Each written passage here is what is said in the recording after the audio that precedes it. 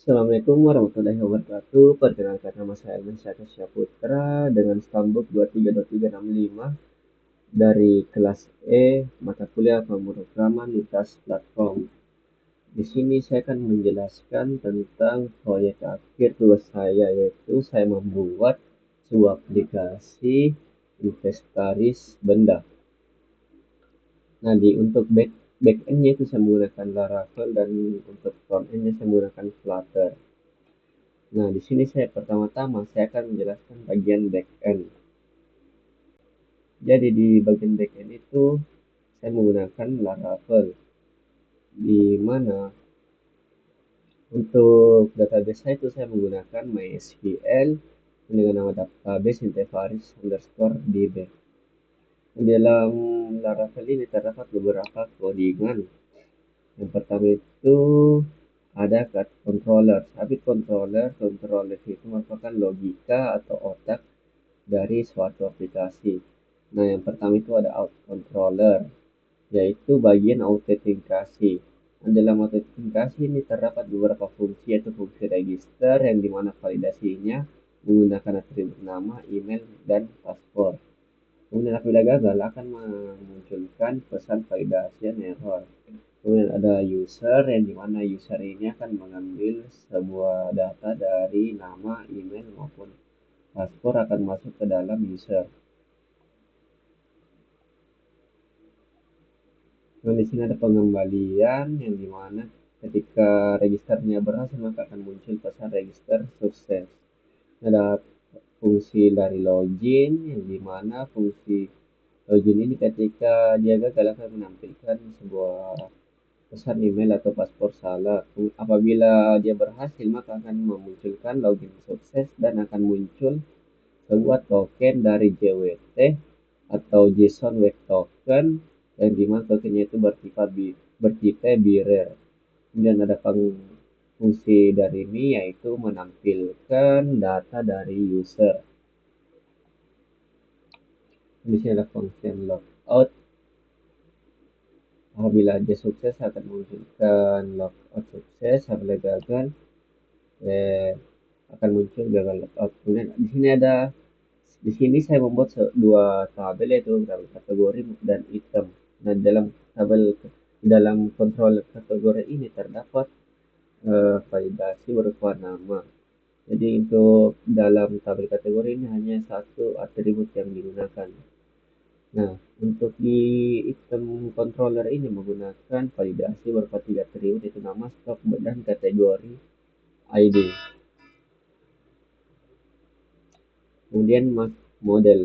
Apa itu model? Model itu penghubung database. Nah, dalam model ini awal kategori itu terdapat field label. Memang field label itu fitur keamanan yang atribut ini hanya dibutuhkan untuk diisi. Dalam item itu ada 3 field label, yaitu fitur keamanan yang dimana hanya ketiga atribut tersebut yang diperlukan untuk diisi.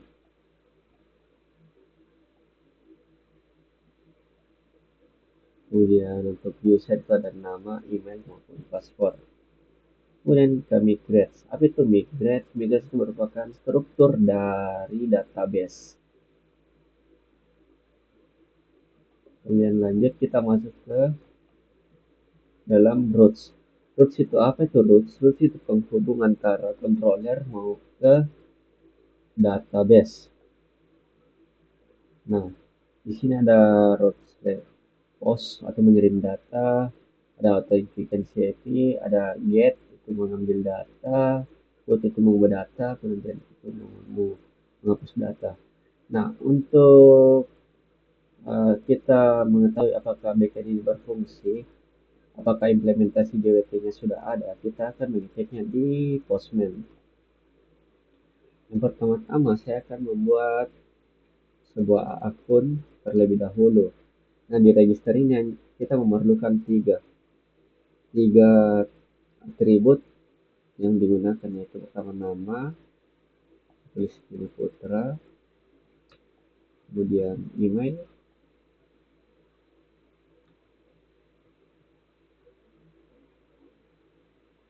kemudian paspor, kemudian saya send.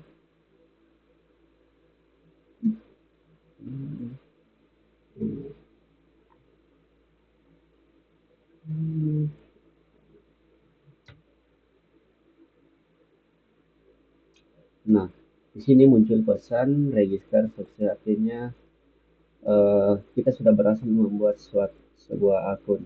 Di dalam akun tersebut itu merupakan ID-nya itu terdapat ID keempat, artinya saya sudah membuat sebanyak 4 akun.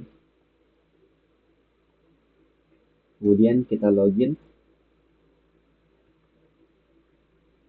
Di dalam login ini hanya memerlukan 2 atribut untuk divalidasi, yaitu email dan password. Nah, ketika loginnya sukses itu akan muncul sebuah token. Nah, di token tersebut yang akan digunakan sebagai authentication ketika kita menginput data, mengambil data, dan juga mengubah maupun menghapus data. Nah, ini merupakan artinya implementasi JWT atau JSON Web Token kita itu sudah bisa diterapkan. Nah, di sini saya akan membuat sebuah kategori. Dalam kategori hanya memerlukan satu atribut. Dalam kategori itu hanya memerlukan satu validasi atau atribut, yaitu nama. Kita buat dengan nama perangkat elektronik. Nah, kemudian kita ganti atau desain URL-nya itu menggunakan token terbaru. Dan kita kirim. Nah, kita sudah membuat sebuah kategori dengan nama perangkat elektronik.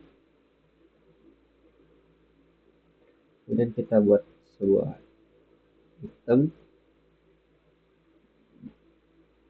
Di dalam item ini terdapat 3 yang perlu kita isi, yaitu pertama namanya, kita masukkan remote, kemudian stok, nah, 5. Kemudian untuk kategori ID-nya itu kita masukkan ke ID 5 karena itu merupakan suatu perangkat elektronik. Nah, sudah berhasil. Sekarang kita coba untuk melihat data yang kita sudah buat. Kita masuk ke dalam get, lalu kita masuk ke dalam fungsi ke me. Ini untuk melihat sebuah data dari user, kemudian kita ganti tokennya itu dengan token terbaru. Nah, di sini akan muncul sebuah user yang kita sudah buat data, yaitu bernama Putra dengan email Putra Gamer dengan nomor ID itu 4. Sekarang kita cek untuk kategoris.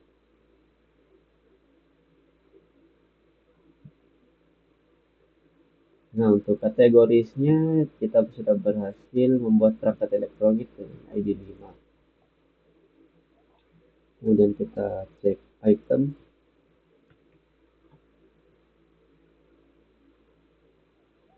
Nah, item remote sudah masuk ke dalam ID 4 ini, maksudnya dia sudah masuk ke user keempat yang sudah saya buat tadi. Kemudian dengan nama remote stoknya 5, kategori ini ID 5, yaitu masuk ke dalam perangkat elektronik.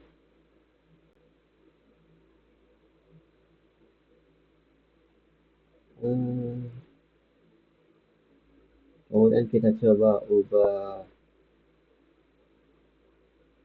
kategoris. Kita ubah nama dari kategori ID 5 ini, perangkat elektronik, menjadi sebuah elektronik. Nanti kita put kategoris, kita pilih ID 5 dengan nama sebuah elektronik. Kita ganti tokennya dengan token yang barusan kita dapatkan ketika login, dan kita send. Kita sudah mengubah sebuah dari perangkat elektronik menjadi sebuah elektronik.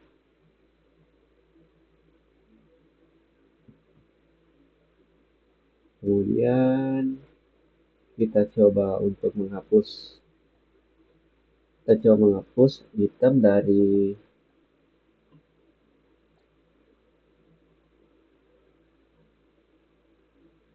ID 5.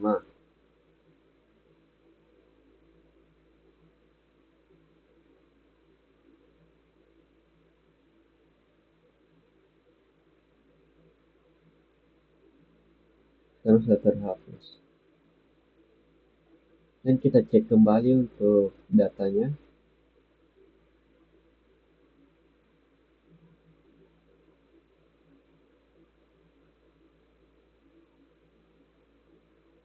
Di sini dengan ternyata ya menggunakan ID 4.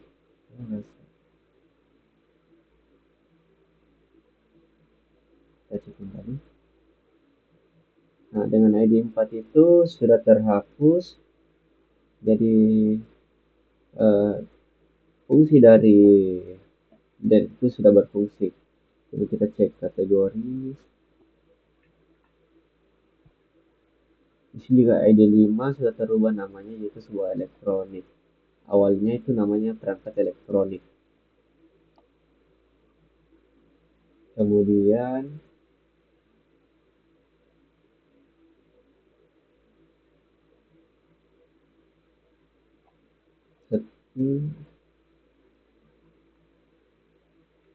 kita coba log out.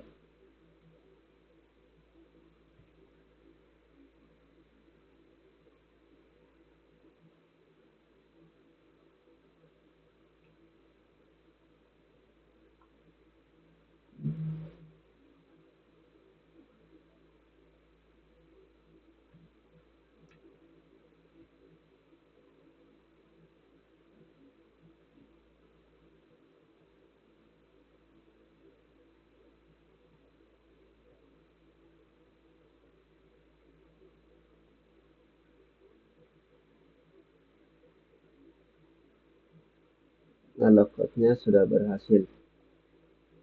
Setelah kita memastikan semua CRUD-nya kemudian backend-nya berfungsi, kita masuk ke bagian front end.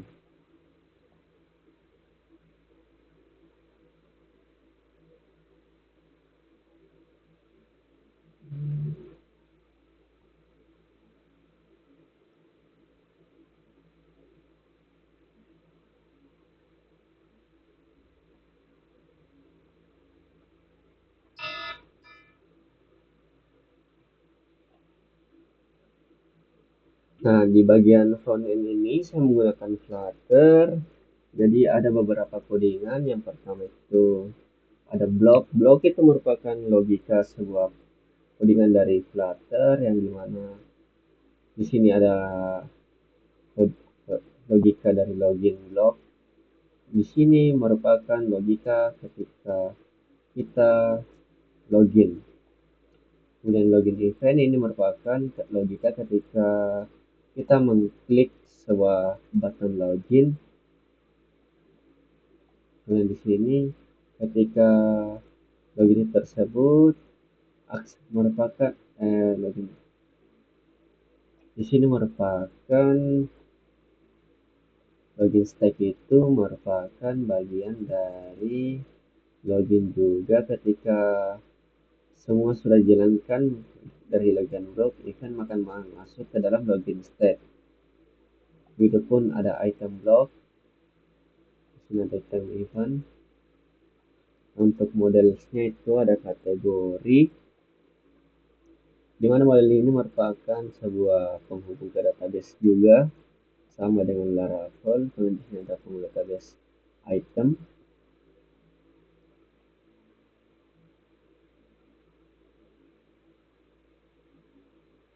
Nah, di sini ada repository. Apa itu repository? Yaitu penghubung data antara logika dengan database.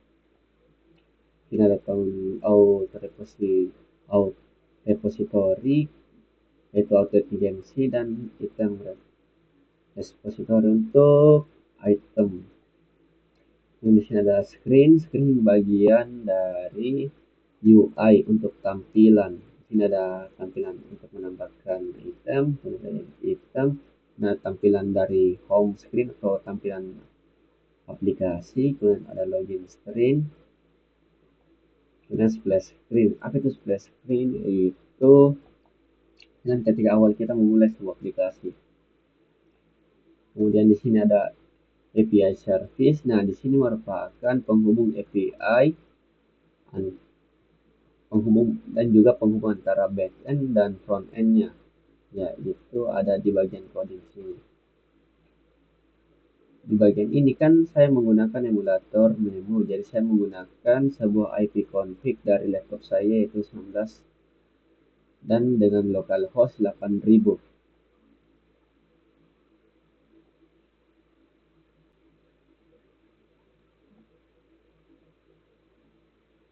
Nah, bagian coding ini semua merupakan API atau penghubungnya. Kemudian di sini main Dart, yang dimana codingan utama ketika memulai sebuah di mana sebuah aplikasi dimulai di sini. Nah, sekarang kita coba run.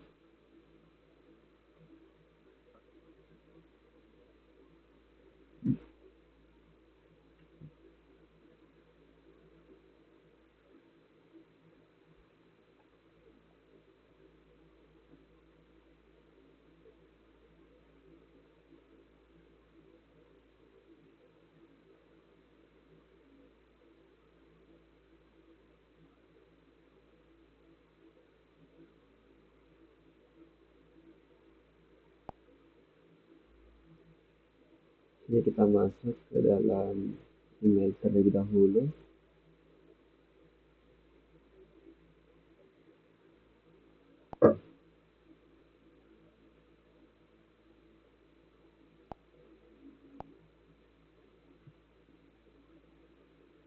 Nah, kemudian kita coba tambahkan sebuah data.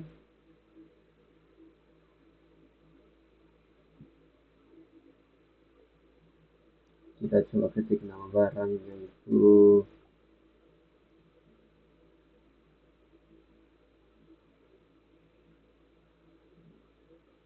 AC, kemudian stoknya 10 dengan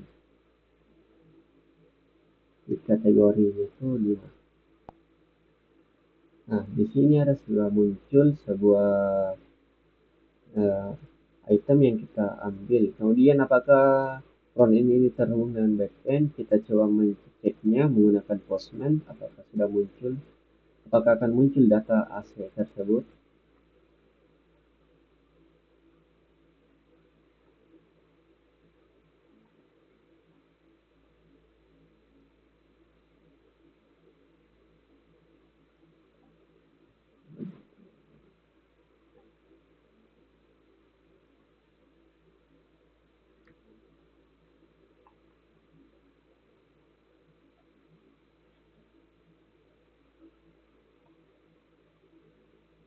Kita ambil terlebih dahulu tokennya untuk mengeceknya.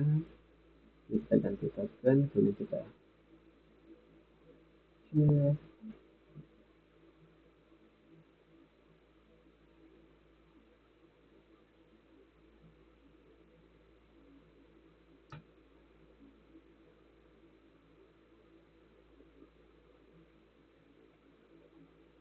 Nah, di sini artinya data tersebut telah terintegrasi.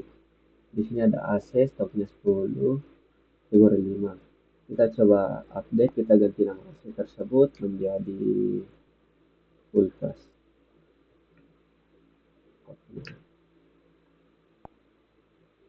Ini kita coba, maka integrasi backend dengan front-end itu telah jalan.